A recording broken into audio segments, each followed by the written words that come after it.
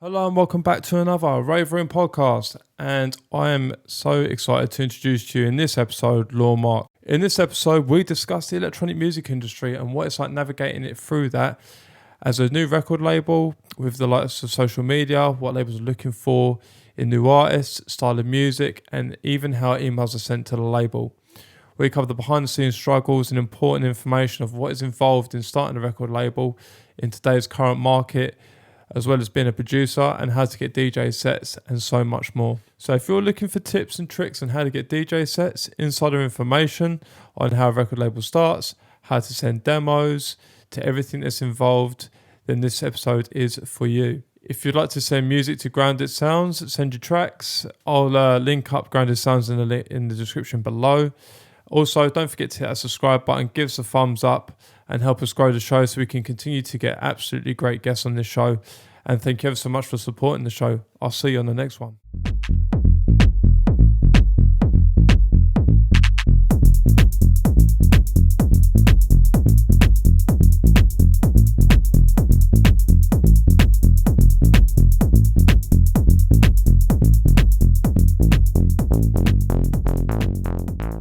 Welcome back to another Rave podcast, and today I've got Law Mark. Hello. Is that right? Yeah, that's right. Yeah. Let's touch on that quickly because we did talk about the name thing. So Is it Law Mark? It is. I can clarify. It is Law Mark. I kind of wrap my head around it because people see Law and Mark and they don't obviously know the backstory. So obviously they identify Mark as the normal name and the order gets switched around quite a lot. Right. Yeah, Law's been with me for a long time. To say Lawrence, L-A-W. Yeah. Family, mum's been calling me Law since I was 12 years old. So that's just stuck. So everybody who knows me, they know me as Law. So it's like a typical English thing, like, oh, Lawsy or Law. Exactly. Yeah, no, mate. Get called every name under the sun. You know how it is. Yeah. So that's how it is then, Law. So it's Law Mark. So I know we've been, I'm glad when you came over, I'm glad we went through some music. You listened to a lot of my shit productions. Some good ones. Your words, not mine. The ones that have not been released for a while, and then you showed me some of the stuff that you haven't released, which is the wonders and glory of the music. Yeah. So where did your journey start then with your music journey? Like, how did you get into electronic music? What cliche?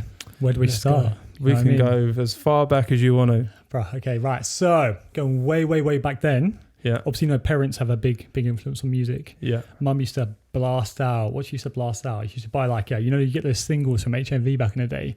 You buy like £3-4 of a single and you get like 4 tracks on it. She used to buy a few of those because she used to like one track. But other than that, she used to blast. She used to blast Michael Jackson out loud, soul music. She used to blast George Michael out loud. She used to really blast that stuff. Santana. I love some of that stuff. And that's kind of where it started for me. Like she used to like dance in the living room and like blast out real old school kind of soul music and stuff like that. It's always nice. So I was kind of been exposed, I guess, from a young age. But like, what the funny thing about her taste was it's all over the place. Like she'd bump the old house track here and there. Like there was that track way back. It was called Lazy. I don't know if you remember that. There was like a house remix of it. It was like a chart track. I can't remember. Lazy because I'm cool. Yeah, I know that one. Yeah. She used to blast that, and that was kind of like the first time I guess I was proper exposed to a house track, and I was like, the energy is just ridiculous. Yeah. Just gonna caught me from there. Then like a little bit later down the line, like obviously I was a bit older. I was in bands, like I was in like a metal band. I used to heavier the better, mate. So I was in like a hardcore band, and that's kind of where it started. Done a little tour, and ever since then, like music was always like there in some capacity. Then moved on to DJing and producing from there, and that's kind of where it kind of led. Sweet. Yeah. I must admit, like I was a little bit into like Sum 41 back when I was a kid. And I wouldn't say that's heavy rock, but it's more like punk in it, I guess. Yeah. But I was way into that. But I did like Black Sabbath and all that sort of stuff when I was a kid, like because of parents and stuff like that. But mate, I love it. I still love it to this day. There's just like, when you talk about like electronic music, there's a really cool community there, and people just really love it, which I completely identify with. Mm-hmm. It's just with the genre when you get into heavy music, it's just something that just not everybody gets. Like it's really interesting when you catch someone who's identified with being like a metalhead. Like it just I don't know, you can connect with them. I don't know if you know Lord Roberts, Callum. Yeah. He's a metalhead at heart, and like I met him the other day, went to his for a bit of a mix, and like we were just going through all those old, really heavy music, and it's just sick to be like, there seems to be some kind of like crossover between heavy music and electronic music as well. Yeah. There's so many people I know who started off heavy and have turned to electronic. Yeah. I don't know if you've seen that. I've from speaking to people, a lot of people have come from like rock bands, right? But that's where it originated from, was punk rock, exactly. punk back in UK to then into electronic, right? Through the rave days. But then I like, when I speak to people, they go through like a rock phase, and when the fact that people listen to rock as well and other genres of music, like I've watched some producers and they say, don't focus on the genre that you're doing. Yeah. Listen to other genres, like explore more genres. So you can take stuff from them, right? Yeah. Like a lot of like drummers are really good at percussion that have gone into house music. 100%. Right? So they've got a bit of an advantage. Shout out Terra Drum.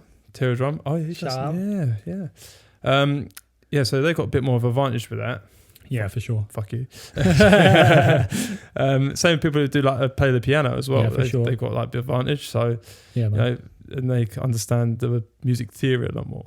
I agree. So going like through the rock music, it's a lot. It's cool, man. It's a good like it's a good wide thing to help you with production. Isn't it? I don't know if anybody ever listens to my songs, like you'll notice that the structuring is always something I really focus on. You'll know when like you go into an intro to like a verse to a chorus, it's always really cleanly, like the sections are really identifiable, which is something which I obviously picked up from writing in a band. I used to write drums, I used to write everything but the vocals. I used to write the bass, I used to write the guitar, I used to write all of it for the whole band. Yeah. You ever thought about buying a bass guitar to make your bass lines? I have. Yeah, it's just some people do that. Not something I got around to doing, but might be something to think about. It's always open to it, right? Yeah, for sure. That's wicked. Yeah, man. Bang, bang, bang, bang, bang. Yeah, that'd be cool. And like going from the rock music then and then like into the sort of the singles that your mum used to buy on HMV. Yeah. Which fucking I remember doing those days. Good value. Yeah. Like what was it going on from there then? Like, what age was you when this was happening? Oh mate, when mum was blasting music in the front room, I was like young. We're talking way younger than 10. We're talking like 7, maybe 7, 8, something like that. It was like really, really early doors. But then I don't know, after there was like obviously other genres involved, just rock music was what I was playing at the time, but I love a bit of like urban music here and there. We like I went for a massive like bashment dancehall phase, like you saying you love it as well, but like I've kind of been involved in most genres. Like I used to make beats for rap tracks. Recently a guy called Native James, he's a guy from my hometown back in England. He's killing it at the moment, man. Like he just been announced for Reading and Leeds. He's just done Latitude for doing as well. What, like dancehall stuff? No, he's a rapper. Yeah, so I released a track with him fairly recently. Produced it for him. So I used to produce rap beats for people as well. I used to DJ dancehall, hip hop, and even there was that like Afro swing phase in England. Like when was that? But we all did a bit of that, didn't we? Like with the garage and D&B, jungle and all that. It all kind of blended for a bit of a second. It was all brought up with them sort of genres. Yeah, man. I've kind of dipped around through little bits and pieces, and I've kind of settled in where I think I'm about right to stay forever now. Like it's metal was great, but it wasn't where I was meant to be. Same with hip hop and like bashment stuff. It wasn't really where I was meant to be. So now I feel like I'm in electronic for the long run. I feel like I'm here. Yeah. So like, how would you define your sound then? Okay. Yeah, I know it's like a bit of a tough question. Yeah. But because you've gone random sort of things, like how would you define that like to people if you wanted to explain it without them listening to music or before they've even listened to music? Yeah. So I'd probably say going back to my favorite era of electronic music, going back to 2011 to about 2014, 2015, that was my favorite era of like house music. That's banging. Julio Bashmore. Oh, remember All Steve? Yeah. Mate, even better, you've ever heard that one, Battle for Middle U? Yeah. That is one of my favourite house tracks of all time. I remember this memory. I was, not to go off on a tangent, guess that's what we're here though. It's a chat show, isn't it? Yeah, for sure. Yeah, let's go on a tangent. Yeah. You ever go partying in Bristol way? That obviously. Mate, Bristol's one that, for me, I think Bristol's one of the most iconic places for people to experience British like cultured music. 100%. Like one of without a doubt. I know London, everyone says, London's good, but Bristol, like for me, they send it out there. Like I've seen it in real life, but obviously I see stuff in social media as well. And like when they go like take over a shoe shop or they've done one in a kebab shop, right? Yeah, man. And they just went to the Geezer Crew DJ. He's like, it brings people into the shop. There's just fucking like 30 people in this small like kebab shop. Bristol was fucking unapologetic. That's how I describe yeah, Bristol. I love it, yeah. man. Like one of my earliest memories of like being at like a proper like house electronic night, because obviously when you're growing up in a town like I did, I grew up in Ipswich, which is obviously about an hour and a half from London. There's no real identity. They play generic music. When I was going to Bristol quite a lot because my friends went to university there. I'd done like every freshest night. Never went to university, obviously.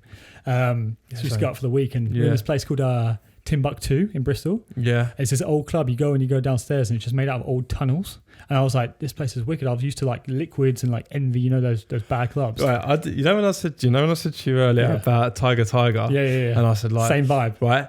I was going to say Liquid and Envy, and I thought I probably won't know it. Oh mate, that's where I started. Because Liquid and Envy, I used to go to them. And I don't know if you remember. Do you remember the VDJs, the DJs or the DVJs, whatever it's called? And they were the CDJs where you could mix like video, right? Yeah. And I used to go in there and they used to smash like the R&B and 100%. Fucking hell. It was fun in its own way, but anyway, like going back to this club in Bristol, I remember Battle for Middle U was playing. That was got to be one of the first times. Maybe I think I heard that track before on like Radio 1 or something, but I heard it live for the first time, and I was like, "This is incredible, man!" And the first time, I was a bit of a cheeky kid, right? And not that it's that cheeky. I looked at the DJ at the time and went, "Can I come behind?" He's like, I was expecting him to say, "No, go away, you little shit." And he was like, "Come through." The first time I was ever behind the decks, I was there and I was like looking around, I was like, this is wicked. Hearing like one of my favourite songs at the time, blast in, being in this really cool like abstract club, and just wasn't what I was used to. And I was like, I've got to do it. I've got to be here. Like, do you know what I mean? That's when I was like, I've got to go further into this. Nice. Liquid and Envy. Going way back, mate. That was a long time ago, wasn't it? Jesus Christ. Yeah. That was the garage phase as well. Yeah, wasn't it? Like DJ like an MC&E. I mean, it never stopped, man. They were always bumping garage every now and then. I don't know how you feel about garage, man. I love garage, but if you ever go to Garage Nation, it's like me, 1 hour, 2 hours, and I'm done. I can't do garage all night, man. It's just it's a lot of energy. Yeah, I love garage, and I can do it in a bit. Like drum and bass, I love drum and bass, but I can only do it for a couple of hours. I'm done. That sort of thing. If I watch a good set, it's like okay, but I've done like house music, and I've been there for fucking hours. You know, but. So like obviously you've done your Liquid and Envy sort of phase. Yeah, what a throwback. That's a medal to. I think they're all gone now. All the Liquids, I think they're fully dead. I think they were liquidated, didn't they? Yeah, fuck. They went back. For. There was one in my hometown actually. Yeah, I'll never forget that. And then there was a big club called Amadeus. Did you ever hear that? I've heard of it. Yeah. Yeah, we used to call it Amadangerous. Yeah. Yeah, and that was when I saw like fucking loads of garage DJs there. So yeah, how'd it go from there then? Like from that sort of section, like I don't know, man. Like that was just before I moved to London. Like I moved to London on my 20th birthday, and I was like, I was just eager to get out of my hometown, man. I was like there, and there wasn't much there for me. There's like it's a nice place to live if you're old and retired. Don't get me wrong. Yeah. But like for a younger guy, you just want to get out and do something. I went to London, and then I just got hit left, right, and centre with all these other cultural influences that were just incredible. You know, get the energy from like the bashment side and like the Afro swing vibe and stuff like that. And I was just like going to all these different club nights that we didn't have back in Ipswich, and I was just exposed to everything. It's kind of like sensory overload. You know, you go to a big city from where I was from, and the city was just a lot, and I was like young, and I was out there, and I was just having the best time of my life. So then I started DJing like hip hop and stuff like that, and that's the point where I kind of fell out of, I kind of fell out of love with electronic music. There was something that was going on that just didn't really catch me at the time. Just after, I can't remember what year it was, but after like 2014, I kind of fell off it for a little bit. Yeah. It just wasn't quite right for me. And then I kind of fell into some other genres, had a great time with that. And then it was when it got, fast forward quite a bit, when it got to like just before COVID times, like 2018, 2019, I started like just producing like electronic music again. Yeah, but I wasn't even realizing that I was going back into it. I was like subliminally just like slowly going back towards the house music. Yeah, and I was like making beats for people and stuff. And I was like, I had like this producer group. And I always like to talk to a lot of people about music. I used to get producers from like different countries of the world, bring them all together, share feedback, let's help each other out. There were some really good guys in there. Some are younger, some are older. I loved like sharing that knowledge and stuff, right? And they always used to say, like, your beats are sick, but there's no space for the lyricist. Like, there's no space. There's too much going on. And they were like, well, like this isn't going to work. And I was like, yeah, you're right. Like there's not enough space for a vocalist, like for a full rapper, a full singer, right? So at this point I was like starting to make electronic music again. I was like, let's just fully go for it. And then obviously COVID came around, and I don't know, you were here at that point, right? You were. Yeah, I was. Yeah. Was you here or not? No, just before I got here. So obviously lockdown happened. Yeah. Furlough in the UK was the best time of my life. There was, right? The best time of my life. What was? Furlough. Furlough. Oh, yeah. Sorry, yeah. It was like... I forgot about furlough, yeah. Obviously, not to be heartless, some people had the worst time in their life. Sympathise with them 100%. But a lot of people benefited as well, didn't they? Yeah. I hear it, man. Yeah. Like furlough in the UK, 80% of your salary paid, didn't have to do nothing. Perfect. I was like, it was the first time I could be like, okay, I'm going to be a musician for the next... I was off for 7-8 months. Yeah. And I was like, I'm going to just wake up and be a musician. This is the only opportunity I'm going to have to fully jump into it right now until I've built it out properly, right? Yeah. So I spent that 7-8 months writing a whole EP. It was a whole house EP. And like, it just went from start to finish. So I was like, I'm going to do it properly. I actually started off with a different name back then when I first done it. My DJ name was not always Law Mark. Oh, go on then. And I will always say to people, this is advice for anybody who's unsure, right? If you are thinking about changing your name, artist name, just do it. Otherwise, you're going to lose your material. Just if it bothers you now, it's always going to bother you. Just switch it. Yeah, it's my bit of advice. Yeah, I'll do that with this, right? Yeah, I mean, it's pretty easier for you to migrate the episodes over though, right? With the I'll just change the name. Exactly. Yeah. I guess on Spotify it doesn't work that clean. It matters no more. Yeah. Rave. Cut out. Like you say, just do it. I think just get it done. Yeah. I had this conversation recently with somebody and he changes his artist name and I was like, yeah, you made the right decision. Anyway, the last name was Caption. That was the last name. Caption. Yeah. But it had, because it was a rinsed name, right? It'd been used so many times. It had a full stop at the start of it. And there are some benefits to having like punctuation at the start of your name, right? For instance, you end up at the top of all the Spotify listings. Yeah. So for anybody who wants a bit of a sneaky tactic, stick a number or a bit of percussion at the front of your name. You go higher up on the listings. Yeah. However, it was just bothering me. It wasn't quite right. It wasn't unique enough for me. And like, I just decided to have something that was a bit more for me. Yeah. So I released a track under that name and then I just decided to switch it up and switch out to Law Mark, which is something that is unapologetically me. Do you know what I mean? Yeah. And now I'm fully at peace with it. I'm happy with it, man. Even though people can't seem to get it right. We'll try our best, mate. Don't you worry about that. We'll figure it out. They'll get it eventually. Yeah, man. So, yeah, I'll just say that if anybody's unsure, just go for the change. Best thing I ever did. Yeah. Never thought about it since. Yeah. And you're happy with it and 100%. Yeah, just do it. Yeah, 100%. I think some people it's like the masks, isn't it? Everyone thinks, oh, there's DJs that wear masks and there's DJs that have these names and it's find a really quirky name. I just think, choose your name. If you've got a good name, do it. Cut it up. For instance, obviously Vince. Yep. I always tell him, mate, you've got the best DJ name ever. Tapsters. Perfect, mate. Yeah. Sick DJ name. Yeah. We weren't all gifted with that special second names. Yeah. I use my actual name. Yeah. And then nice. do you know what? So I've put Brad, but it's got 2 Ds on my artist name, like all on the internet. Yeah. And I was like, why is there 2 Ds? I was like, oh, do you know what? Because when I tried to do the email, somebody had already taken my name, so I just added another D. Fair enough. I just start with it. I mean, if it works, it works, right? Everyone's like, why you got 2 Ds? You're like, you Swedish? I went, no, I'm English. Just smack 2 Ds in there, you know what I mean? Sweet. So that was kind of, and I thought about changing it. I was like, nah, just leave it. Yeah, fair enough. If you're happy with it, you're happy with it. Yeah, so Furlough, I like wrote a whole EP, start to finish. And I dabbled with a couple of tracks and a couple of house tracks back in the day, but this was like the first, like, going to release it, go properly. Yeah. And I went from start to finish, a 4-track EP. It was called In Absence, still on Spotify today. It was only released in like 2020. And that was like the first time I ever got to properly like go for it within house music. And love it, mate. Still love that EP. It's not the cleanest sound, but like I really like it, man. I think one of the tracks on that EP especially it's called Enough. And it's quite poppy, kind of like Disclosure-y. Yeah. I love Disclosure. It's probably like musically and technically the best song I've ever written. Yeah. It would sit well on the chart, man. I don't feel like it got enough love, but like the rest of it's a bit sketchy. But that one, diamond of a song. Well, we'll put the link in for that track. Yeah, and see if we can make it in the top 40. Yeah, we'll see what happens. That was the first track that I got offered to get signed by a label as well. And I actually said no. I was actually, and like, At the time, obviously being someone who hadn't really been experienced with like label releases and stuff, it was quite a big deal for me. And I was like, should I sign this off? And the reason I said no is because I wanted to keep it as the EP. And I was like, got my correct direction.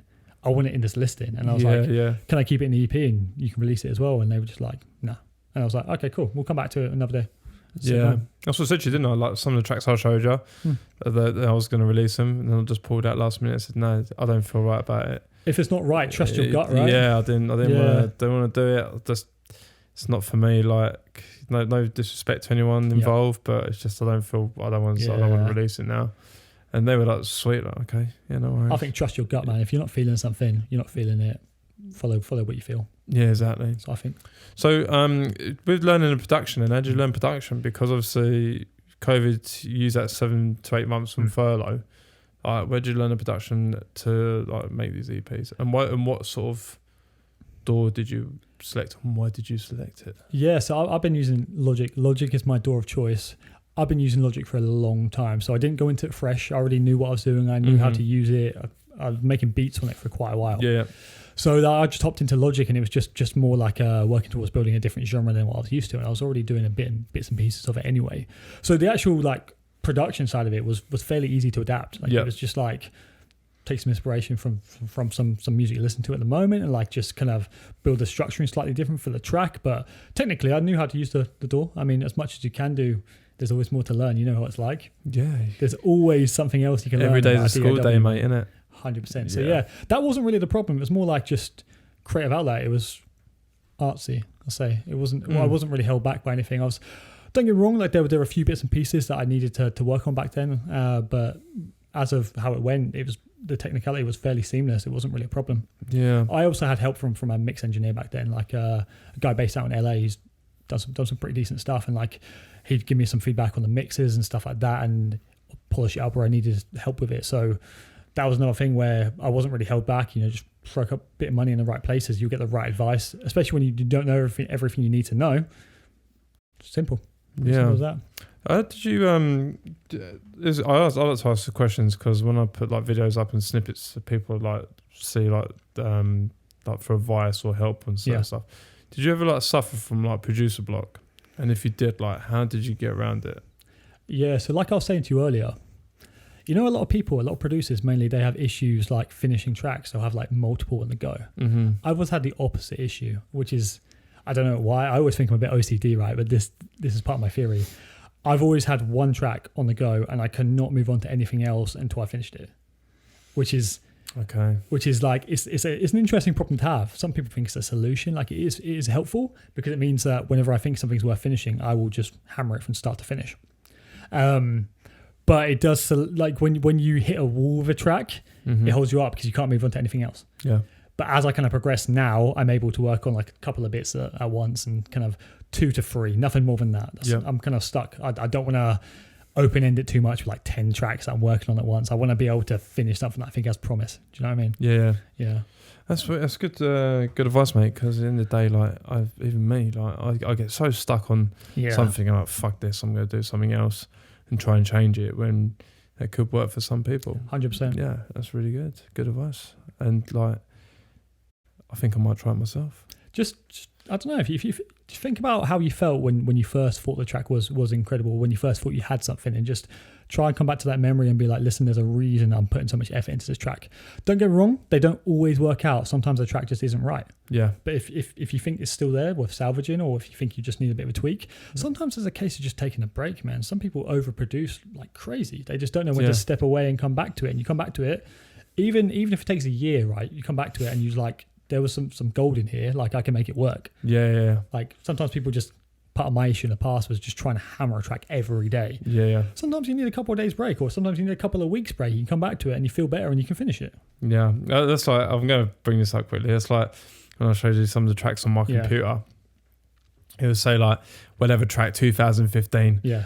Never touched it for ages, right? Yeah. And I'm like, what do you think? You're like, this is pretty good. I'm like, I ain't touched it in fucking 6 years. There was that one specifically. I can't remember what you said it was called, but like, I want to hear that one again. Yeah. No, if you say to me like, oh, I want this. I actually might put some effort into doing it. I think you should. Yeah, that one specifically was a bit of a belter, mate. But I think just, you know what, people move on to new stuff, but like I do think it's really important to come back to the back catalogue of projects and just like go through it. You never know. There might be a sample in there you want to use. There might be like a baseline you've got that you can put into something better, you know? Yeah, definitely. Yeah. That's good. That's good advice, mate. Because like I say, like I don't think there's any sort of advice that's like the best. I think it's different advice that can benefit other people and stuff like that.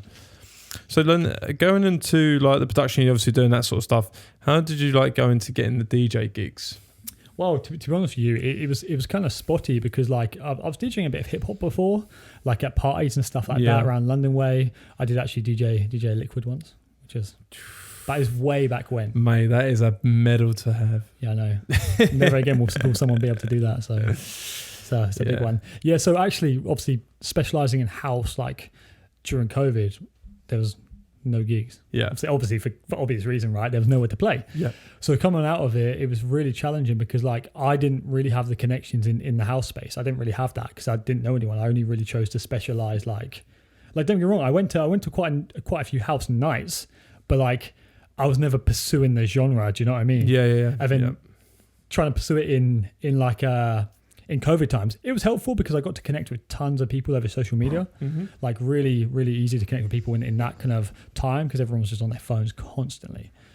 But following that, like it was a bit of a starting from the basics, and after that, just picking them up and speaking to the right people. Like obviously not deliberately to try and get anything, just to connect with the like-minded people is nice. And then before you know it, you've got people who can point you in the right directions. Yeah. Obviously linking up with the label and like the events company, Grounded Sounds. That's a company which I'm half owner of, and that's helped out a lot because you put on events, you then find like-minded people who also put on events, and then it's so easy just to sort of networking, just to have a chat. Like I'm going back to England in a couple of weeks for a whole month, and I've already got five sets. And perfect. I've never been able to just line up that many shows in 1 month. Do you know what I mean? It's really challenging. Yeah. Like in Vancouver, not happening. Challenging, very challenging. But it's just nice because I've got my business partner back in the UK, and he's building these connections, and obviously I'm involved in a lot of the conversations that he's having, and we're talking about events, and we're booking DJs, and it's nice because I can build the brand in both ends of the world. So obviously we've got meeting people in Vancouver, more label side of things, and like obviously promoters here and stuff like that, but also because he's there, we're also building things while I'm not even there, which is really handy. Yeah. And obviously like he's meeting people who are based here, and I'm meeting people who are there, and when I go back it's just a bit more seamless. So how did you form the formation with the friendship with your business partner? How did you form that connection? Was that through just meeting people through the scene, or is it an actual close friend? Like how did this fruit into what it is now? I've known him for years, mate. I've known him for a long time. His name's Magdi. He's a really funny guy, man. He's wicked. What's his name? Magdi. He's Egyptian. Oh, okay. So that'll be what? Because there's a DJ called Mac Dean, and I was like, oh no, Magdi. Oh, yeah. Magdi, right? I was like, I know that guy, but Magdi. He's a solid guy, man. Yeah. I would, if I was to describe Magdi to anybody, he's like if house music was a person. Like he's so like, I don't know, he's just so like house music. Like he's a really solid guy. He's so like he always likes to bring people together. He likes people to do stuff together. He's like the guy who plans the festivals we go to and stuff like that. He's that guy to bring everybody together, to get everybody, have you got your tickets yet? Sort everybody out. Like we're going to Ibiza for a few days in August, and he's been the one like helping organize it with everybody. You've got like 10 people go, and he's been on them to get everything sorted. So he's that guy. And the first time I met him was actually when we went to Ibiza the first time. This was 2016, I think. That was a hell of a time that was. Took me about 4 weeks to recover, mate. I'm sure you know about Ibiza, mate. It's challenging. So I met him there. He was friends of a really good friend of mine. And then just met him from there. Then he started the Grounded Sounds company as like an events company, and like just as more of a local thing. And then he was like asking my advice because I know how to do the more technical stuff. He was like, "What do you think about the branding? What do you think about like this booking and stuff like that?" And then it just got to the point where I was just took on half of it, and like it just became like a partnership from there. It was nice because it's natural. It just made sense. It wasn't like I want to come on board. I just started giving a bit of advice here and there, and it hasn't been going for that long. It's only been going for like a couple of years now, and it just kind of blended, and we just got the same mindset, just like same values, and it just works, man. Did you set up as an actual business as well then? Yeah. Like in the UK. Yep. And then all legit. So how did like you obviously thrown events?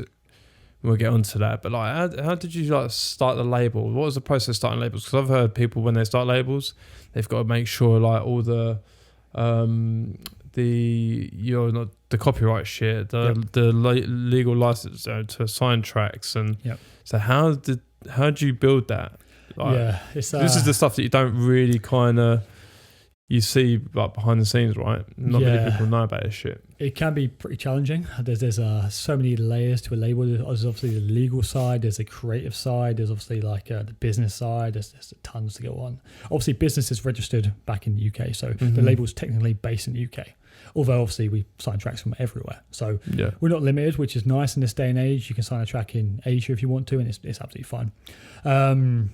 So the tracks, the business even is registered over there. So it runs out of like Suffolk in the UK, which is where the events company was born as well. So that's already fine.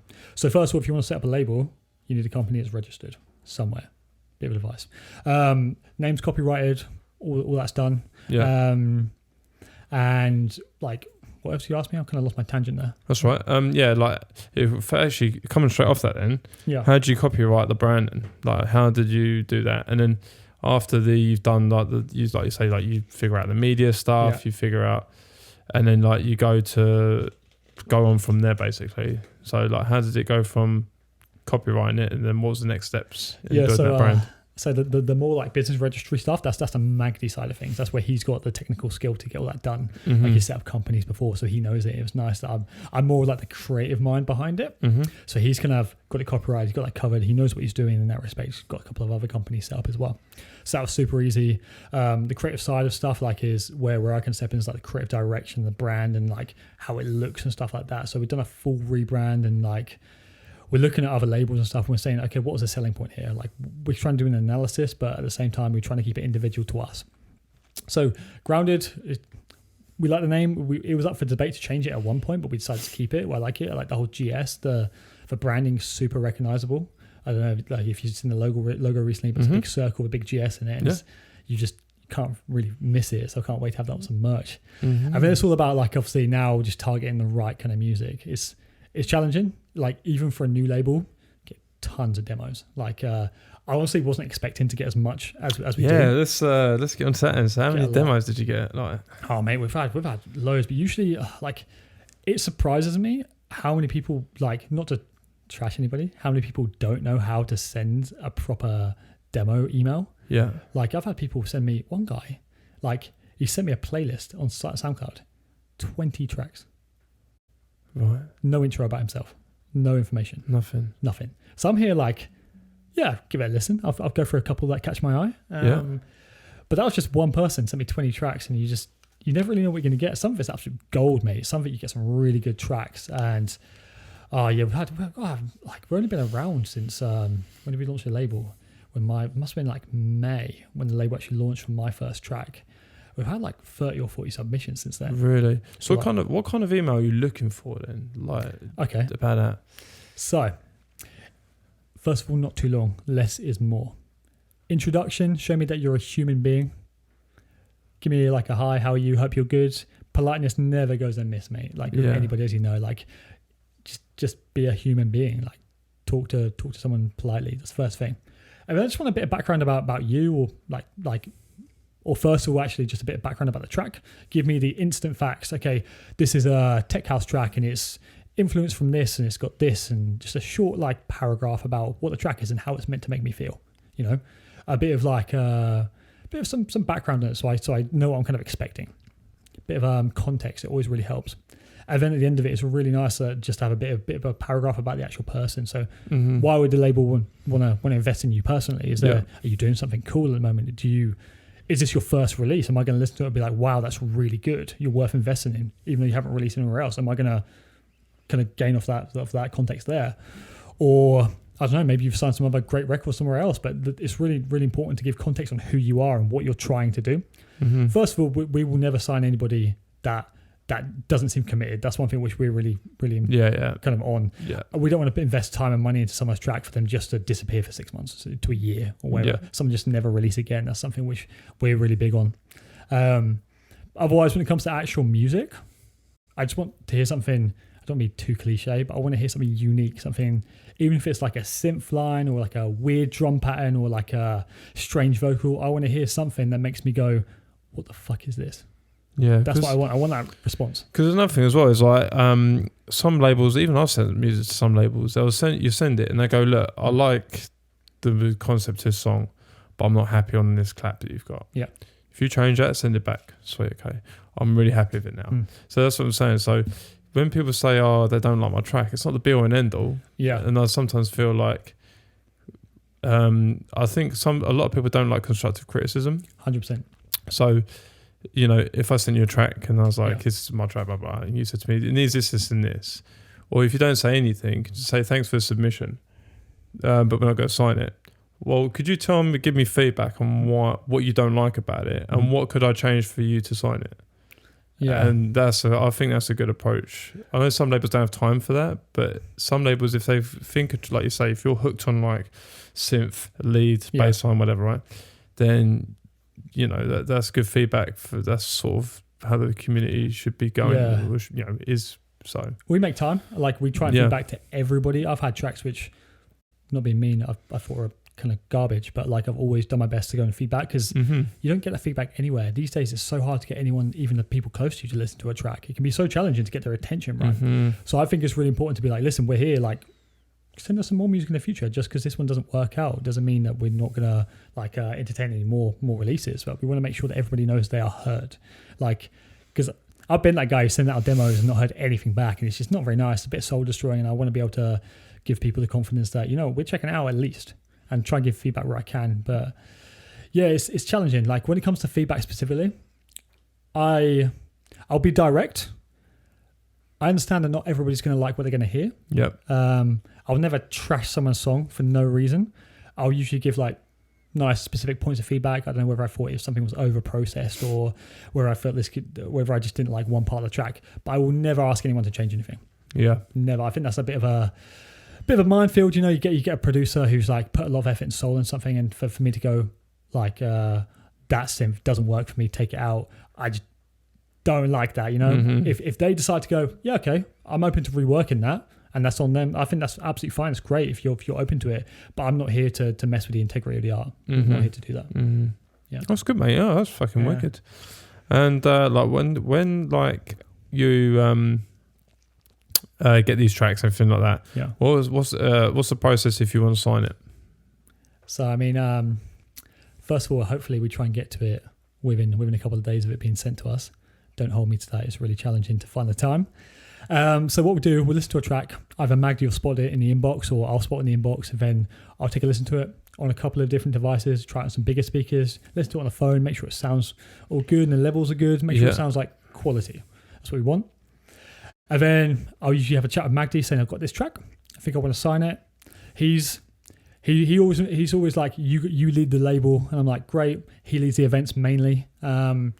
So we kind of talk. I'm like, okay, this is what I'm feeling for this one. I think it could fit really well. This is why I think that, and we'll talk. It's very collaborative in that respect, and he'll just be like, yeah, fully down for it, and we'll go from there. Then the process is, I'll reach out to him, give him feedback, even if I think like there's not much to say, I'll give them some feedback on it just to show them that I have really taken it in. I'm not just signing it just because some labels will sign your stuff, they won't even really listen to it because they need the material to release, right? If you haven't got quota. Stuff, exactly, hit the quota. So if we're going to accept something to release, I really want to make sure that the artist knows that we're fully invested, and we're not just going to leave them in the middle of the fucking ocean and just leave their track just to be in the middle of nowhere. So I'd usually go back to them with some feedback. And I'd say, listen, this is what the process is, and I'd be like as transparent as I can be. Send them a contract. I'll talk them through the contract. I'll say, listen, we're not there to bite you. This is what it is. Yeah. This is what's probably going to happen. I mean, obviously, the size of the label we are, we're not out here making racks on streams. Yeah. So I always say to listen, like right now, it's looking like we're probably not going to reclaim the promo cost. It's probably what it is. Yeah. So don't expect to make tons of money. If it goes off, we will back it 100%, and obviously you'll get your cut.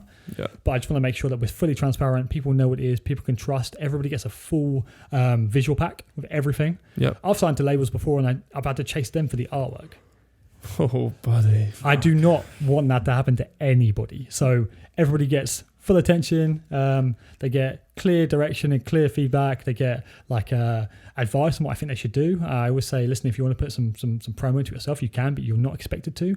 Here's a visual pack. Here's everything you need. Here's our plan. Here's what we're going to do. Let's make it super transparent and clean. That's what we do. Yeah, that's sick, mate. I think like when it comes to people sending music and they're very like nervous, and it's good that you give that feedback and make them feel comfortable, because it could be their first time that they're like 100%. sending a track and they're going to be like, fucking hell. And then some people don't reply and they're like, wow, what's the point in making this when we're getting feedback? So like talking on like if you're not getting the streams, how do you feel? I think personally, I see a lot of people moan about Spotify. They're not getting their fair share cut, blah, blah.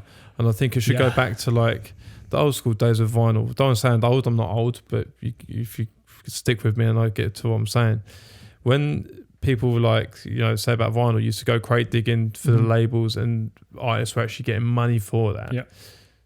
That's I kind of feel like the smaller labels have a lot of the hidden gems. 100%. Because you can get on Spotify, but you're not getting money for it. But if we start encouraging people to go searching for these labels, then the artists are going to get the money that they should, right? I think people are coming away from your like cliche Beatport top 100. I think people are staying away from it. I never used to go in it. Oh, exactly. First of all, can we just say, Beatport, can you fix your website? It's the slowest thing I've ever used in my entire life. I don't know. Do you have issues with Beatport whenever you use it? Yeah. Sometimes when I'm like skipping through tracks really quick, it just lags and lags and lags. And I'll look at my watch, take a swig of my cup of tea, and fucking like, any time today. There's one song I know I want it. It takes me half an hour to get it. Like, it should not be that. Anyway, besides the point. So I actually think people these days, there was a stage, and don't get me wrong, we're digesting music at a crazy rate these days. So although I've kind of like romanticize the old days, what you're saying, crate digging, buying CDs and stuff like that. I think now people are kind of going for a bit of a digital version of that. So they're seeing the Beatport top 100, and people just put off. They don't want to play these big tunes that everybody's playing anymore because there's no individuality. So I think people are doing their own version of digital crate digging. Like, I don't know where you find your music, but I try and dig deep in Spotify playlists. I try and try and find the tracks which just haven't really had much love. I like, because there's some gold in there, man. I spend so much time on SoundCloud. Yeah. And then SoundCloud's a great one. I'll even revert back to labels, right? Madtech. Kerry Sharman's closed it down now, but Madtech has some great tunes in it. We did in like 2014, but that like Madtech, right? For example, I went back to a label before it shut down, see if there's any more releases. I was going back to old labels and seeing like what new tracks they're doing, right? And then once you go on that, you'll go to the artist. Well, what other labels this artist released on? 100%. Yeah. And so like, for example, I'll talk about Hector, right? Who I recently had on. He was on Desolate, and then he was on Circle and all these other ones, and then you can just find it that way. But again, I did spend a lot of time. If I would go on to like Deep House, I'll go to the final page. 100%. Right, and then work my way back instead of being on the first page. Dig deep. And so it's just like do that way, and that's how I found most of my hidden gems. So that's a nice one for you. If anyone's listening or watching, then that's one way of doing it. I do that as well. Go through labels, find one track I like. I'll go straight to the label. I'm obviously usually looking for stuff that's a little bit quirky, a little bit out there. And a good label will have a good sound to it. It will have a consistent sound. Yeah. And that's when you find stuff. But obviously, you can't have a set that's fully one label, really. Yeah. You could, but you're not really going to. But go through the artist. The artist obviously has a style. And I think what you do with going through labels is great to do. That's one thing we're trying to do. We're trying to build our specific sound. Like, we've had tracks that we think for the label that are solid tracks. They're just not quite right for like the creative direction, and that's something which is quite challenging, to say no to a track that you love because it doesn't fit in with the long-term plan. It's like if you go onto a label like Beatport, right? You'll have their top 10 tracks. I'll click on like all tracks or whatever way, right? And I'll go to the bottom one that's got the least plays. Do it on SoundCloud as well. There'll be some tracks in there that have like 600 plays. 100%. But then it's like an absolute belter. Yeah. And then like, you know what I mean? Like that way. So there's so much music coming out these days. There's like something stupid like 14, I don't know if that's right, like 14K tracks on Spotify a day or something like that. Maybe it's 40, something like that. And it's just like there's just not enough attention in this world to give this music. And I mean, you hear it just with the way that Spotify's going, it's turning more algorithmic, like it's going to be more made for them. But yeah, that's well and good. It gives you what you like. But how does that help people like me and you who want to find new music? Yeah, it doesn't, right? So how do you think, like with this digital age now, then how music is going how like as a DJ now? Yeah, I don't want to sound like a dick, but it's being a bit oversaturated. Like, how do you think like the way the algorithm, a lot of stuff's algorithm now, a lot of it's based on if you spend more time on a certain specific app, then app's going to favour you more than so and so. Trying to balance that with the mental health side of things, not on social media that much. Like, how do you think the music as a DJ or producer now, trying to get it all out there, is going like with it? And what's your best sort of advice for to try and navigate that as a producer and DJ to try and fucking make it, at least Mate, it's challenging. If that's the right words to say. It is challenging because I think a lot of it is like untested ground. Like a lot of it hasn't happened yet. Yeah. And the way that these algorithms are learning and these platforms are working. For instance, TikTok, I hear, is making its own streaming platform, which is TikTok's like the best way for organic growth. Yeah, dominate the industry. I don't know if you go to any like a shop who's got music playing, any restaurant, it's probably a TikTok playlist. Like it's crazy how much power that app has, and that's obviously a game of consistency. So I guess these days it's all about visibility, and if you repetitively put in content that's at least like somewhat good, eventually it should hit the right person. So I think it's all about repetition and consistency. As much as DJs and like producers and musicians generally hate TikTok, like it's such a good tool, man. It's so good for finding sounds, and people tend to latch onto it, and it's got this really unique position of like you can be consistently hit with the same content for the same person playing the same song to you, but people eat it up. It's crazy, man. Like in any other space you'd be like, leave me alone with this stuff. But in that you can do rough form content, doesn't have to be clean, doesn't have to be polished, and you can post 20 videos about the same song in a row, and that will help you. Yeah, it's just really constant consistency, of like creative, like social media. And that's the thing. Like when I spoke to Liam Cox, right? Yeah, who I had on, he said that he just posts Tuesdays and Thursdays instead of trying to do 3 or 2 a week. He said I can't keep consistent because he has a job and things like that, and he makes music. He's like, I literally just do Tuesday and Thursday. And he said, that's it. And then he said he's seen more growth doing it that way than he did when he was trying to do 3 this week, 10 this week. And more systematic. Yeah. So I think that there is some kind of value in going for your data, going for your algorithm, or not your algorithm, your analytics, and finding out when your people are there. I think that's always really handy because people only have certain attention spans. You want to catch them while it's out.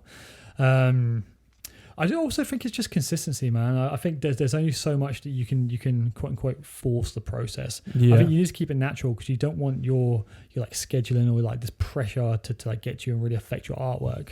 Because as you know, like being a producer, like if you're trying to stay current, you need to constantly put new music out, and it's tiring. It can affect things. Yeah, I tell you what, I kind of was gonna start doing some tutorials. Yeah, but now there's loads of tutorials. There's many ways you can do things.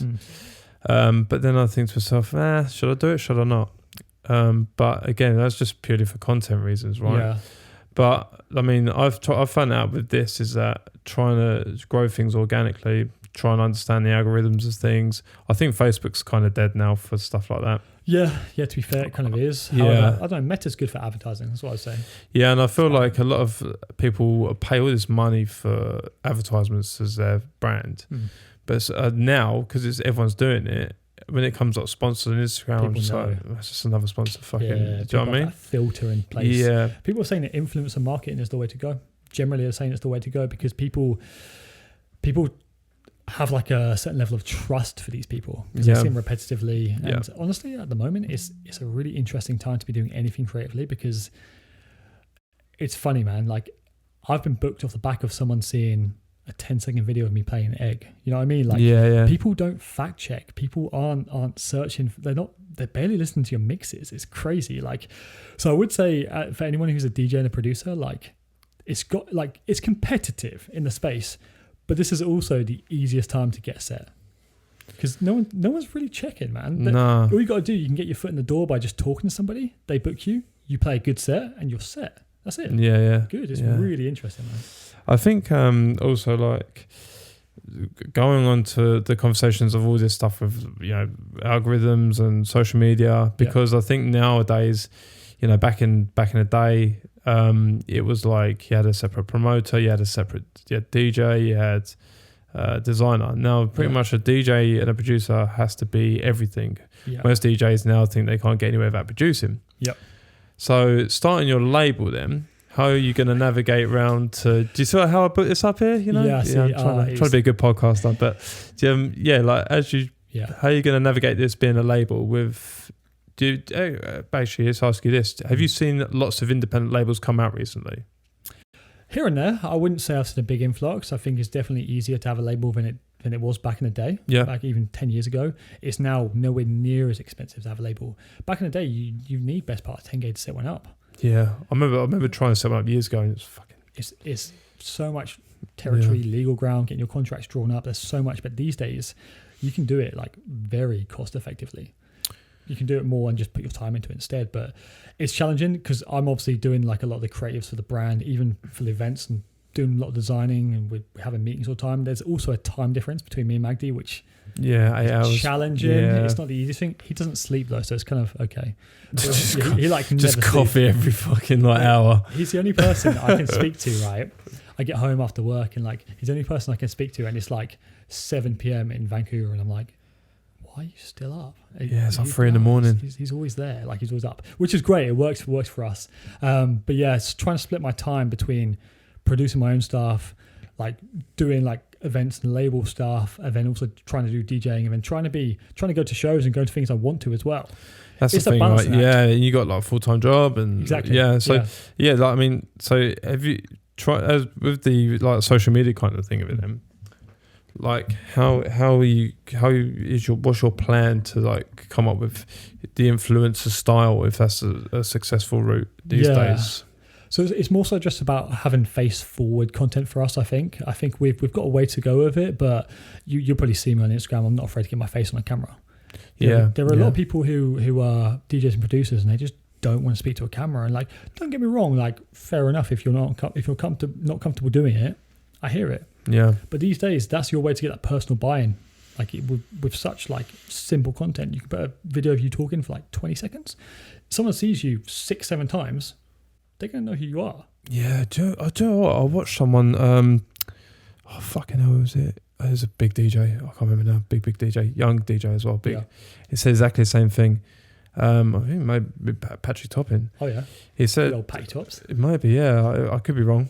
But it was one DJ, I was scrolling through social media, and he said that if you're posting once a week or once every 2 weeks, you're going to be irrelevant to me without any disrespect. Yeah. He said, but if you're posting like every day and I keep seeing you, I go, okay, well, it's the effort consistent, as well, right? Like, I want to see this. And some stuff he's done interesting, but he might have some more interesting stuff. Yeah. And I'm guilty for it. Like you say, try and juggle that time to do that. Yeah. So as a DJ, you've got to get in the faces of the camera, like you say, show that your DJ sets, right, and your producer sets. But how are you going to do that as a label to show and be consistent? Like, we are a label, we accept music, blah, blah, blah, blah. Like, how are you going to approach that? I don't think it's any different. I think you just need a face to the camera. You know, I think it's who people associate with people these days, right? And when it comes to content, people don't necessarily associate with a name or just a flyer. So I think part of our directive is just to get more images of the people we work with, whether it's the residents that we have DJing for us back in England, or whether it's just me talking about our releases or anything like that. I think it's just important just to talk to people. You know, some people will be listening, and I think that's the best way to do it. Yeah. When it comes to content scheduling, we're not where we want to be. It's challenging just to find the time, man, honestly, trying to do everything. So we kind of juggle it between us, and if we're doing a collaboration event with another company, we'll juggle it between us, them, me and Magdi, and we'll try and figure out our way around it. But yeah, that's where we need time, really. Yeah. And also you've Like some labels have a mailing list of DJs. How have you built that up yet? We've got a little mailing list, got a little strategy to build it. Obviously, the label's only been going for a few months now. We've already got a mailing things take list, time, right? Yeah, we've already got a mailing list of a few hundred people there, which is quite That's handy. good. Some big names, small names. It's hard to say because I don't want to go through the proper list. Yeah. But I'd like to think there's a couple of people on there. That's cool. All I know is they're all fairly active, which is handy. Yeah. A little bit of strategy in building that list, but it needs to be done. That's sick, mate. Yeah. So people that are watching, this is how you kind of build a label, I guess. Yeah. There's it's a lot easier. Like I said, a lot easier than it used to be. A lot of it, with anything, just be dedicated, see it through. It is a long game. Like if you want to build a label and get 1 million streams, it's not going to happen straight away. Unless, it can happen, but it's not likely to happen straight away. Yeah, you need a Patience. team, didn't you? Yeah. Like you need a team to. Oh no, man! These days, people are so eager, and I think the curse of social media is you see the end product with minimal middle part. So you just think people, they succeeded. Yeah, everyone wants like the quick wins, and it's like, so you could be lucky and fortunate enough if you acted like a bit silly on Instagram, right? Yeah. But at the same time, like fair play to you if that's how you've done it and that's what you're happy with. Kudos to you. But like, some people do see these things and they get depressed and they're like, why can't I get like that quick? I'm guilty for it in some ways. Like, I have been over the years, like, but then I'm like, I should be thankful that I've played this place, that place, I've done this release, blah, blah. So it's kind of like, I'm glad we touched up on social media because I haven't really touched up on it on some shows. I feel honestly like because it is like the key thing now, isn't it? Yeah, I feel bad for the younger generation. We're in a fortunate position because we've seen the world pre-social media and post-social media. Yeah. Although we've got to remind ourselves, we know it's fake. Like, come on, we know it's not all real. We know it's not all truthful. And we have to remind ourselves that, listen, it's not as it looks like for a phone. Like, you can be glued to it. It is a highlight reel. It's not how things are. You just have to remind yourself that, listen, there's effort and work that goes into this stuff, and you're only seeing the best possible scenario in most cases. So us being like a little bit older, we've seen both cases. We've seen the world without it, and we've seen the world with it. Whether we like it or not, it's here to stay for the moment, at least. But I feel bad for the younger generation because I don't know if they have that disassociation with it. I don't know if they really are able to separate themselves from it. Yeah, and be consistent at a long period of time, like you say, because 15 seconds is my life from scroll, and you're like, fuck. Okay, mix 1 hour, put up online. Right, I'll need like 100 views in 15 minutes. It's not going to happen. Yeah, and then they're like, kind of thing. So patience and building in it, really. I think so. I think just take your time with something like that immediate end goal isn't hit, and if it is, like, you're not going to feel very fulfilled. Yeah. So like going into your own stuff then, like what tracks have you signed that that you have signed? Yep. You're signing stuff onto Grounded Sound as well. Yep. Like how did are you going to be strictly sort of releasing strictly on your own label now and not really going for others? Because a lot of DJs do that. They start release. A lot of DJs do create their own label to just release their own music because other people haven't given them that opportunity. I've got a bit of a hot take on that. Let's hear it. Come on. If you're releasing your own music and it's not open to other people's music, I don't fully agree with what you're saying. I don't really fully agree with it, right? If you're self-releasing and you're not going fully into that, I've got a label, fair enough. Yeah. But if you're there saying, I've got a label and it's only for you, I get it. It's for ease. You're trying to release your own music, but that has no benefit to anybody else. No. It just doesn't. And I don't see why people would buy into that. I think it's a bit one-dimensional. That's why, like, we want to make it really clear that our label's for anybody who fits 100%. For sure, it's not just for me. Like, my first track was the first track on the label, and like, I think the track fits really nice with the label. But is every one of my tracks going to fit? No. Like, you've heard some of my own release stuff. Some of that's just not going to fit on the label. So I will be pursuing other labels as well. Obviously, like, don't get me wrong, there are some labels which I would love to get signed to, but I'll put stuff on my label when it works, and it's not just for me, it's for everybody. I want people to know that we are open, we are active, and we want to release other people's music. Like, don't get me wrong, if a track hits like a few million hits or whatever it is, and it's not my track, I'll still be so happy. Because like it's about investing and showing that we can build something. I don't want to give that cliche, we're trying to build together. But like, we want the music that we sign to do well. We really want it to. If my music just doesn't fit on it, it just doesn't fit. No, like I say, I like what you're doing, and I mentioned like the individual releasing just so because the whole scene isn't all was and glory, but if you highlight what some labels do and what some don't, and yours stands out, it's I'm trying to just paint a picture for people 100%. that are audio listeners that they that your brand isn't just self-releasing, that it is Definitely for not. everyone, and there's nothing bad about being on a self-releasing label because some people just like doing that. Some people are introverts, they just like their own stuff. But obviously highlighting it grounded's a thing, I think it's in the messaging. Like if I'm going to shout here and be like, I've got a label, everybody look at my label, and I'm only releasing my own tracks, no one's really going to invest, let's be honest. Unless my music's like top tier or it just really catches somebody from like an art perspective, but they're not necessarily gonna really invest in the label as such. They're gonna invest in the artist, right? But we're here for everybody. We're open and we want to hear music that fits. We're still developing our sound, but the best way I can kind of put it, even though it sounds a bit cliche, is we're looking for unique elements to a track. That's what we're looking for. We're looking for something, like I said, that makes you think, what the fuck was that? Like almost that Marmite sound is what I want to go for. I want to go for a sound that, like, if you hear my music, you'll know what I mean. Like it's a little bit different. It doesn't align with everybody, but some people, when they like it, they tend to like it quite a lot. That's why I'm quite an eclectic sort of sound. Something a little bit quirky. So is that what the label's sort of sound would be then? It's quite eclectic. Directive is to release, it's to release stuff that. So we're never going to release any generic tech house. It's not going to happen. We want stuff that has strange elements to it, as we want. At least for the moment, that's the long-term directive right now. I'm asking these questions so people can understand like the nitty and gritty stuff, right? Because it is, when you send a track, it could be like, just that kick that doesn't suit that. 100%. It's tough for me to sit here and describe the whole sound because I have to remind myself we are a brand new label. We haven't built the full spectrum of our sound, what it sounds like. We haven't really figured out. We're not Tool Room. Tool Room have such a specific sound, and I must say I absolutely love it. But they've had years to build on that, right? So we'll get there. At the moment, that's all I can say about it for the sound, and we don't really know what we're going to sign until we hear it. And we haven't got such an iconic sound yet, but we're working on it, and we'll get there eventually. And that's the thing as well. Going back to social media stuff and everything like that, everyone wants to be on the big labels. 100%. And people should invest in smaller labels. Definitely. And this is what I've said as well to some people. Follow DJs that are playing regular gigs, that has thinking about starting their own label. Send your music to them, and then it's going to get played out for free. You ain't got to pay for it. Second of all, it's getting signed. And also you're going to network for our people. So for the label then, are you going to create anything like a Discord or like a community sort of thing for that? Or is that something you've thought about? Or am I just chucking ideas out there for you?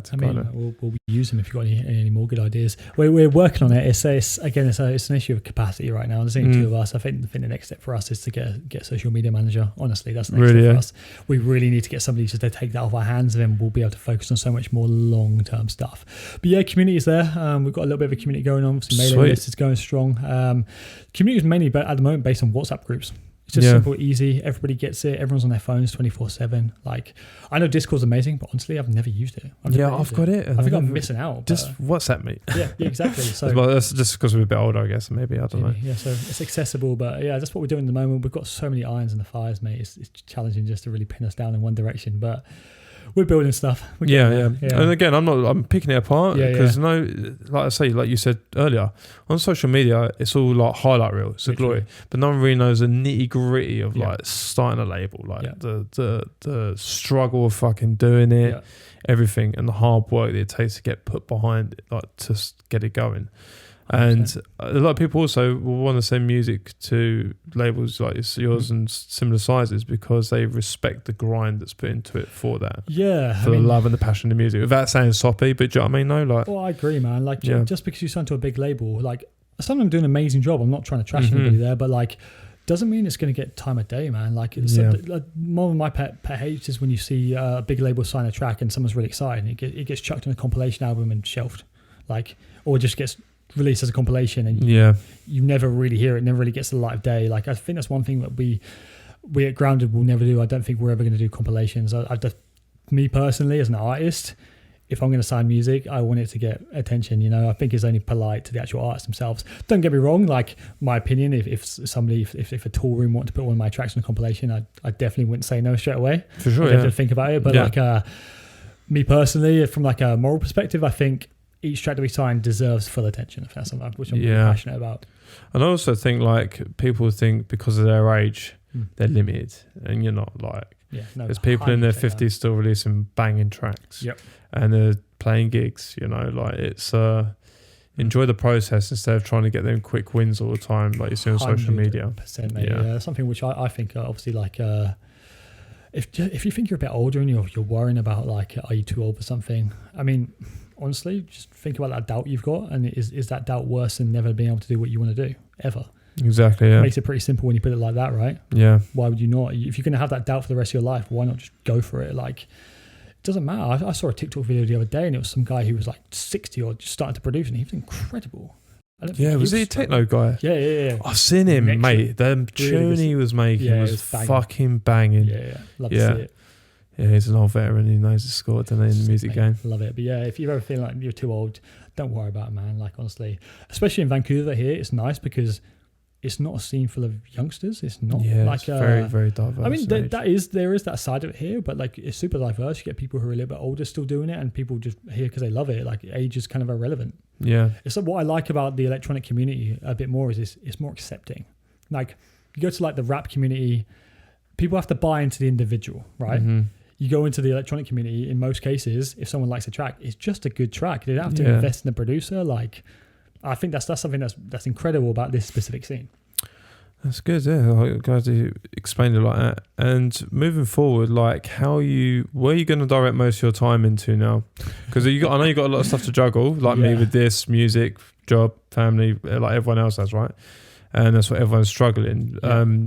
What is not what's most important to you, because it's all important to you, but like, what are you going to navigate your time through first? So people that are following you, they know what you're going to do, and they're going to follow that with you. So what would you sort of focus your time on mainly for the next, what's your plans for the future in that way? Yeah, so first of all, me and Maggie, we all get organised on a Sunday. That's what we try and do our best, and we try and lay out our plan for the week. Mm-hmm. And then from that, I know what stuff, because obviously label stuff and like event stuff is time sensitive, right? And it's really easy to go, I'm finishing this track, or I want to work on this track, and just that gets pushed aside. So I'm super conscious, like for instance, like last night I made a conscious effort to not do anything label related. No events. I've done what I can do, done my content, you plan it in. Sometimes you'll post something that you've already made. It'll take you like a minute, right? And then I'm free to work on my own tracks. I just make sure that I've always got time to do it. I guess I put a couple of nights a week away to do my own stuff, because it's super important, man. It's so easy, like I said, when you've got so many different avenues for stuff you're supporting, but you've just got to make time for it. Yeah, you've just got to make it happen. So I guess a little bit of planning here and there. It does kind of help as well with the time difference, because a lot of the people that I'm speaking to, they're asleep when I'm doing that stuff. So I actually don't have to deal with a lot of them, and I have time just to smash out what I've got to do for the label, the events. Maybe it's like artwork or something. Get it done, and then no one's following up because they're all asleep till next day. So I've got the whole evening to pretty much work on my own music. Yeah, it's nice. It's also important to make sure I get time to go to events that I want to go to. You talk about burnout, like it's really easy to get burnt out when you're working and you've got so much stuff going on. Yeah, man. Like, that's what I'm thinking of moving. More time, but I want to make sure I've got time to go to these events, man. Like I want to make sure that I go to everything. I don't want to go to everything, but some stuff I really want to go to and catch the right DJs and make sure I put time in and like just have a good time and just listen to some music. So it's really important to me to lock in some time to actually head out to a show and catch a DJ. Yeah, it's like for me, like when I spoke to my missus and the podcast stuff and stuff like that, I'll focus on one thing like music, and then it will lack a little bit in creating content for this site on social media. And it's like, my missus is like, try and make one event a month at least, or two. If you do two, fantastic, but just one. And I was like, yeah, you're right, if I can do that. Because, like you say, burnout is another thing as well. And then you're out for longer, right? It's like you're getting exactly, injury. You're like, this is the time I'm going out, bosh. It doesn't mean because of fact, everyone has busy stuff. Some people work in 3 jobs, and they're producing as well, and they're doing this. So scheduling, I think, is a massive thing. It is part important. of it, right? Like some producers go, right, I leave my phone upstairs, 2 hours in the studio. That's it. And then, Even a loose schedule though. Like people think schedule and they think I have to map out every minute of my day. You don't, man. No, not to the T. No. Just be mindful and think, okay, Thursday night I'm going to work on that, or just even if you do it on the fly and be like, tonight I've got free time, I'm going to do that. Like you don't have to schedule every minute of your time. Mm-hmm. Like people, you can do a little bit and it works. You don't have to do all of it all the time. No. You know what I mean? So I think people like if you embrace that, like even if you decide to schedule yourself last minute, just make some time. Yeah, exactly. Yeah, I think that's the best way to think. It's a good one, mate. Yeah. What about with getting your face in camera quickly before we finish up? Like getting the confidence to do that. Obviously, it's a big thing now for your own stuff as a DJ and producer. But yeah, what would your advice be to getting camera if people are nervous about promoting themselves? Yeah, first of all, think about what you can gain from doing it. I think that's really important. I'm talking to one of the artists that we signed very recently, and he's saying that like he feels a bit awkward and nervous about it, but he'll do it. Like he's more than happy to do it. And I was like, I think it's quite important, but it's up to you whether you want to commit. And I think it's a great idea. He's prepared to throw his all into it, which I respect. I think you're prepared to get out of your comfort zone to do it. At the end of the day, if you want to be a DJ, if you want to be a producer, if you want to be an artist, your head's going to be in the spotlight anyway. Yeah. Unless you wear a mask, if you're one of those people, cool. But you're going to be out there either way. Yeah. So honestly, does it really matter? Mm-hmm. It's just, I think part of it is people kind of have a bit of restraint towards it because it feels a bit self-absorbed. I think that's why people are hesitant, being like, I'm talking about myself. I feel like, mate, I'll be honest. I get it. Yeah. I fucking hate it, but I have to do it right. Exactly. Yeah. I think it's the best way just to think about what you can gain, just to think you're going to be out there anyway. Like if you make something of it, you're going to be doing interviews, you're going to be there. The only difference is it's just you. Yeah. You're just telling the world what you've got to offer, you know what I mean? Yeah. And a good thing as well is like allow people to give you compliments. 100%. Yeah, because some people are like, no, I'm terrible for it. Like I go, no, it's not that great. You don't have to be that nice. But people like generally want to fucking give you some good feedback. Do you ever second guess it? Like sometimes people come up to me and say something, I'm like, are you just being polite? All the fucking time, mate. It's one of my biggest struggles I've had with producing everything myself. Always like double guess everything. I'm like, they're just being nice. Yeah, like, exactly. But then they turn around and think, he's it. Like he probably thinks I'm a prick or something. That old imposter syndrome coming out again. Yeah, I hear that, man. It's tough. Like I think when you're not used to like getting lots of praise, and suddenly when you're doing something that you really care about, it's really hard to like hear the compliments and actually take them seriously. It's really challenging. Yeah. That's and a tough one. Just learn to fucking accept it. Yeah. That's the big thing right there. Yeah, mate. So what's the future plans for yourself and just going on? So release more music, that's for sure. Got a few bits. Last year, I only released one song. Obviously, I was like settling into the city here and stuff like that. This year, I've already released 4, which is nice. It's really a good number. Step up, way up. Good number. I'm still trying to. What month are we in now? Well, obviously, July. Is this going to release like August? Or? Hopefully in August. Yeah. Cool. Yeah. So like I would have been heading back to UK, played a few sets there. But when it comes to releases specifically, I wanna put out another 3. Yeah. I think three's fair. 3 singles. 3 singles for the year? No, for the rest of the year. For the rest of the year? Yeah. I think 7 releases is pretty good. It's good, man. I think it's a good, healthy number. Usually would aim for 6 on like what I would like to aim for. I wouldn't say I've necessarily done it in the past, but going forward, my personal like goal is to try and do a release every 2 months. You want to pump music out, but you also want to make sure you get enough time to get it heard. So some people release music, in my opinion, too frequently. Yeah. If you've got a certain level of stature, you get away with it 100% if you've got a good loyal fan base. But I think you need to release enough so then you're out there and people know what you're trying to do. But also you want to make sure you give your art enough time to actually be heard and be digested, because people just go through music so quickly. I think is give it a bit of time. Like I don't know. For instance, who was it? It was a rapper. I think who was it? Tyler the Creator. I was watching a video of him the other day. And he was talking, this must have been a year or 2 ago, he was talking about his last album. And someone was like, when's the next album? No, tell a lie, it was Loyal Kana, UK geezer, solid rapper. Someone was asking when his next album was, and this was before he dropped a new one. He goes, I've just given you an album. And it was like 3 years ago. He's like, I've just given you an album, guys. Just enjoy it for a few years. Just take it in, man. Like, just take it in. I've just given you an album. People don't realize how much energy it takes to make that stuff. But anyway, I think there's a happy medium of like, putting out enough content so then you're out there building, but also like giving enough time to get people to digest it. And that's another thing as well, like with producing, I think everyone feels like they need to produce a track every 2 weeks or every whatever to stay consistent. And I'm going to touch a little bit of mental health stuff. Yeah. I think I produced a block for a long time. I think sometimes you just need to make a good EP. Yep. And just walk away from it. Yep. You made a good one. Yep. Leave it on good terms. Come back again 2 months later. Mm-hmm. Go enjoy your life for a bit. Yep. Then go and do that. Because that way you're going to get the best of what you do. Yep. If you're consistent all the time and just start, like you said, burnout, you're just going to fucking kill the creative happiness and vibe, I think. Yeah, don't turn it into a chore. That's what I'd say. Yeah, that's a perfect way of saying it, yeah. Don't turn your creative outlet into a chore, man. Like, I was kind of like, I say fortunate, it was a bit unfortunate. Like when I a couple of years after I moved to London, like there was a gap in music for me, like between like moving, being in bands and between moving over to London, and like there was a period of time where I was working like 6 days a week. Oh, same for me, mate. From like 2016, I kind of stopped making music and then moved to Canada, and 4 years later, I'm making music again. So so there's a bit of a gap. But what I found is when that gap was there, I got super depressed, man. I was really unhappy. It came down to it that, like, for me, music was there. It was keeping me going, man. Like, obviously, you work your ass off and you're working all the time and you don't have time for your outlet. And I didn't realize how important that was for me, man. Like, and then I got to it, and that's when I was like, okay, Logic. Let me get to it. Let me start producing because I need this. It goes beyond just trying to build something with it. And I think I've just kind of accepted from that point. This was like quite a few years ago now, that it's always going to be there in some capacity. Yeah. Which is kind of nice because it means that if it never becomes like super successful, I'm happy with it.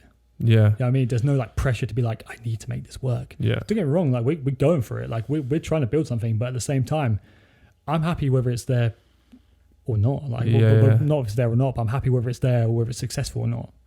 Yeah, like the music's still there and the creativity, exactly, and the option to do it, right? It's important, man. So don't poison that. Try and keep it like light where you can. Like, don't put too much emphasis on results. Don't watch numbers too much. Like, if you think it's good and if you're having a good time with it, just try and keep it positive. Yeah, and that's the thing as well. Instead of scrolling through social media, just upload and walk away. If you've got a specific page for it, just upload, make a shit ton of content. Yeah, so you can schedule content now. 100%.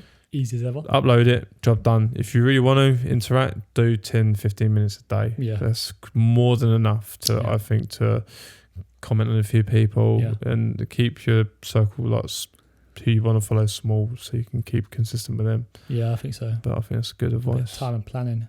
When it comes to other plans, what do I want to do for the rest of the year? It's hard. I'm thinking more kind of longer term. Like there's some venues we want to target, specific venues that we want to target, especially in the UK.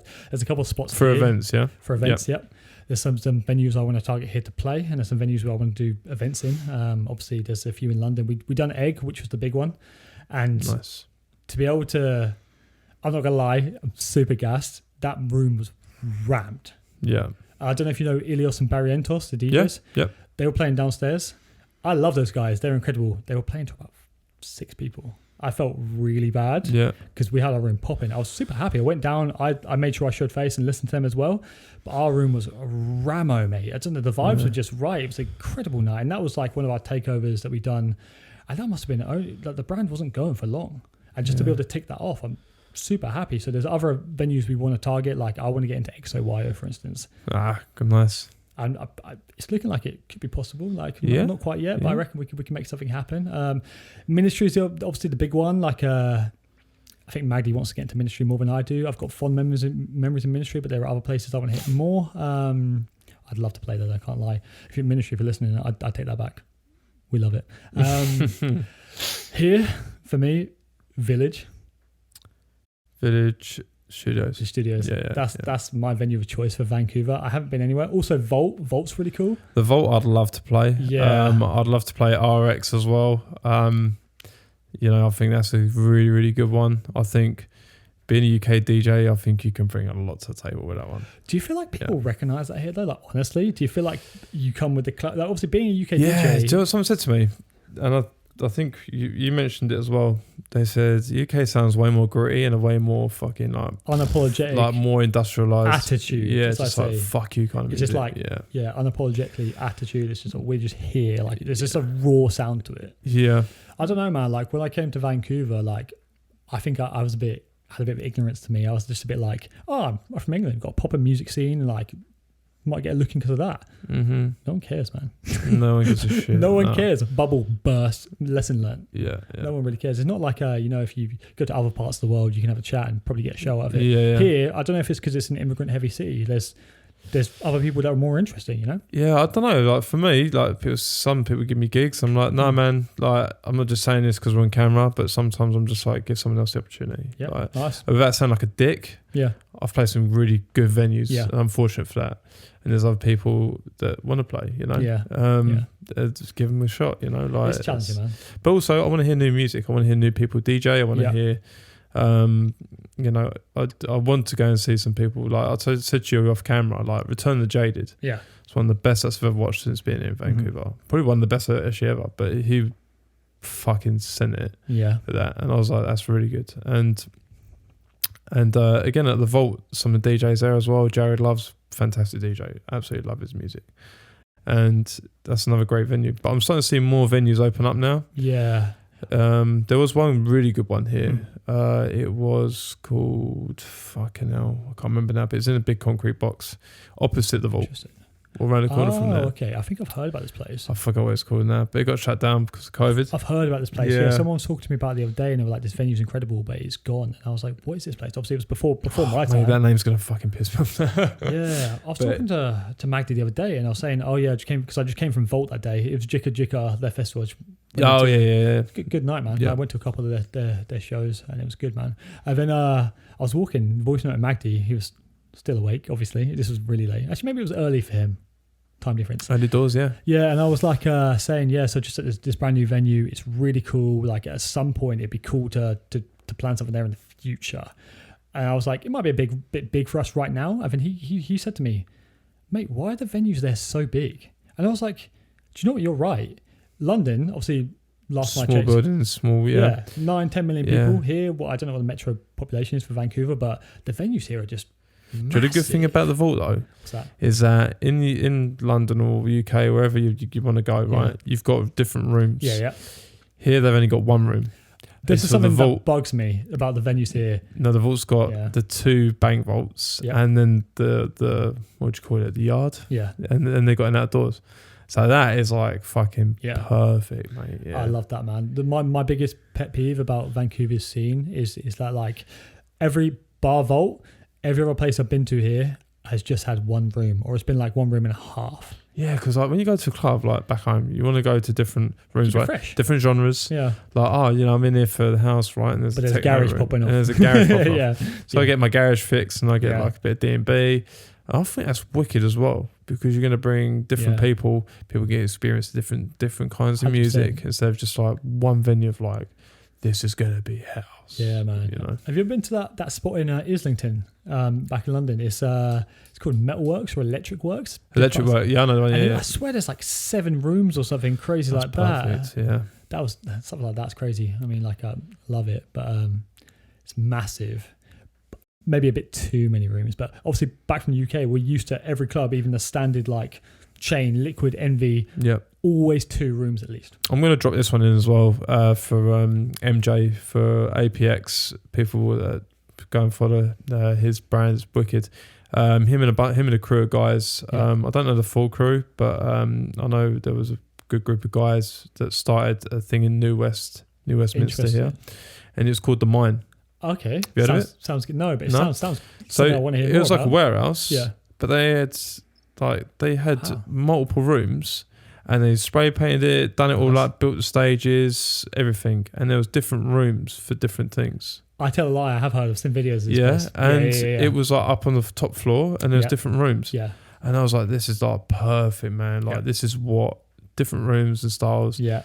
This is perfect, you know. And there's different DJs. Everyone got an option. Yep. Everyone got a more DJs got given more opportunities. Yeah, man. And then I could have the choice of hearing different, keeps your night fresh as well. It's cool to be locked into one sound. Yeah, if you love a set, 100% stay to the end. But like maybe you're a bit, it's okay. Like I appreciate what the person's doing, but I want to keep it fresh. Head somewhere else, give someone else a bit of time of day. It's always so nice to step into another room and even come back a little bit later. But that sounds great, man. I think I've heard about this place. I'm pretty sure someone showed me some videos fairly recently of it, and I didn't know about it. That's the underground party scene here. I will have to say hats off. they are resourceful, man. Like Yeah, when I mate. first got here, I got invited to a party to a rave, and they were just like, "Yeah, come, it's going to be an illegal rave," and I was like, or should we say, underground rave? Yeah. It's going to be an underground rave, and I was like, "Yeah, I'll come to that." But there's me coming from England. If you go to a something that's not legit, it's a bunch of speakers in a field with someone dodgy. You don't tend to go, like, it's not safe. No, I've been plenty of those, mate. Yeah. Yeah, so well, back where I'm from, they're not very good at the very Yeah. least, right? And then like I go to one here, and I'm just like not expecting that much, and they've got ATMs, they've got coat check, they've got bars. I'm like blown away. Like They built a fucking it's prop. crazy, Yeah, man. Like, yeah. they are resourceful. I love the underground scene here for that reason. Like, I don't know why that is. Maybe back then it was hard to get into the clubs, or maybe when it started, maybe it was a COVID thing. But honestly, like, some of the underground parties here are just unreal. Yeah, yeah. I agree. Yeah, I think, I've been to some good underground parties, but you're right, a lot of them are in fields. Yeah. Yeah, exactly. Yeah, the raves, the outdoor raves. But yeah, like, there's more buildings where people finding where you can do stuff. Yeah. And people are doing outside stuff now the weather's good. Cool, man. So there's a lot to offer. There is a lot to offer. Yeah, I think it's wicked. I obviously the actual first show I played here was like a underground show, and it was downtown, and you wouldn't know this place was even there. Sometimes I walk into these spots and I'm like, where did you find this room, man? Like, it's perfect. It's like this room is I wicked, fucking but it's love like, this shit. where did you find it? And like, how did you get all the stuff in it without anyone noticing? That's where my mind goes. Because they've got big alleyways where you can fit cars down. Yeah, that's probably what it is. Sometimes you've got an alleyway that's like 4 foot Yeah. wide that you've got to squeeze down. Yeah, man. It was yeah. I guess in London it's not going to be so inconspicuous, man. You're not going to get away with that stuff. But I don't know, man. I think the underground scene here is something that anybody who plans parties, if you're doing that stuff, then you're wicked, man. I love to see it. Yeah. Yeah. It's cool, man. So anything else you want to plug, or anything you want to talk What do I about? want to plug? Obviously, I want to plug the label Grounded Sounds. We've got a release. It might have come out by the time by a guy called Ratto. He's a friend of mine. Lives in Australia. He's a great tech house producer. His track comes out on the 28th of July. Yeah. Yep. It might have gone by now, I'm guessing. We just booked DJ SKT in the UK to play a party in Brentwood. Oh, yeah? 40. DJ SKT? Yeah, booked him. yeah. He's a solid mate. Obviously, mate. as you know, incredible DJ. Yeah, incredible I producer. know. Yeah. So we've got him on the lineup in the UK. That's happening also on the 28th, I believe. Yeah, next week. And then we've just announced another show. A place called, I don't know if I've never heard of this place before, but I don't know if it's new. Golden Bee, Shoreditch. Oh, fuck. I've been in Shoreditch. Shoreditch's got a good little scene as well. Yeah. No, I don't ever heard that one. Is it new? Is it not new? I didn't hear about it before I was here, and I spent a lot of time in Shoreditch, so I'm sure I would have. But it's like a really nice rooftop event space, and we're doing a collaboration with a company called Admin London. Came with them. They've taken the venue before, and we wanted to get involved, so we've now done a collaboration venue, and that's looking really good. Summer party, day party, obviously open air, rooftop. Can I fly back with you and play with you? Yeah, man, come. Do a set, fuck. What else have I got to plug? Obviously, I'll have new music coming. And yeah, I guess that's about it. There's more stuff that's going to be announced I can't really talk about just yet. So give you a follow on your social medias and Yeah, all that, and then sure. mate, and then people can keep up to date with all the At whereabouts. Bylaw Mark. It's funny because someone the other day highlighted to me for the first time ever that it says Bylaw, and I was like, oh, I never even clocked that. I just, obviously it being like a legal bylaw, and I was like, I never fucking realised that, which I thought was funny. I'm on the fence because you have bylaw officers over, didn't you? Yeah, exactly. Which yeah. I didn't even clock, and I was like, that's funny. So at Bylaw Mark. I might change the handle. I might put something DJ or music in it. Yeah. Might switch it up. It's been a little while. Instagram. I've gotten the old Threads recently. I quite like. You on Threads? No. Instagram Threads. It's like their version of Twitter. Oh, the Threads. Yeah. I like it. I haven't tried it, no. It's kind of fun. You have to show me that. Yeah, it's kind of fun. I like just to share opinions on there. I don't care if I'm talking to myself. It's all good fun. And then obviously Spotify, Lawmark. SoundCloud, Lawmark, Grounded Sounds is at Grounded SNDS. Because I'll put all the handles in the description as well. But crack on. Someone stole our username, so as it does. So yeah, that's the Grounded Sounds. We're doing a mix series as well. Also, send us a demo. We're looking for music demos at Grounded. For mixes. No, for the label. Send us a demo for releases. music. Yeah, sorry, I should have made that clear. Are you making submissions for demos as well? Sweet. Yep. So, but yeah, if anybody else wants to send a demo through to the label, I'd say demos at grounded-sounds.com. Send it to us. We'd love to hear some more stuff. And we're also just started a mix series. So if anybody wants to submit a mix, we'll push it out. Sweet. There's lots of stuff going on. Yeah. Keep give them a follow and keep posted. So yeah, keep an eye. We're building at the moment. To be honest, I'd like to come back in a couple of years and we'll see where we got up to. Enjoy the process. That's the one, right? 100%. Yeah, enjoy the process and let it through into what it wants to be. Yeah, for sure. Thanks for coming on, mate. No, I appreciate it. Appreciate it. I've always wanted to do a podcast. I'm a big podcast guy. I've been listening to podcasts more than music, to be honest. And I don't know, I just absolutely love the vibes having a conversation. Yeah, and I think what you've told today, a lot of people can take a lot of good like stuff from it. I hope so. As we talked about, good stuff for content as well. Yep. On social media, that's what it's all about as well. For sure, man. If anybody wants to ask me any questions about labels or anything like that, just hit me in the DMs, man. Even if it takes me a little while, I'll always get back to you. Yeah, exactly. Yeah, because we've all got busy lives like everyone else, right? Exactly. Yeah. So we don't shame people for that anymore. Nah, yeah, exactly. Yeah. Yeah, thanks again, mate. Appreciate it. Thanks for having me on. Sweet.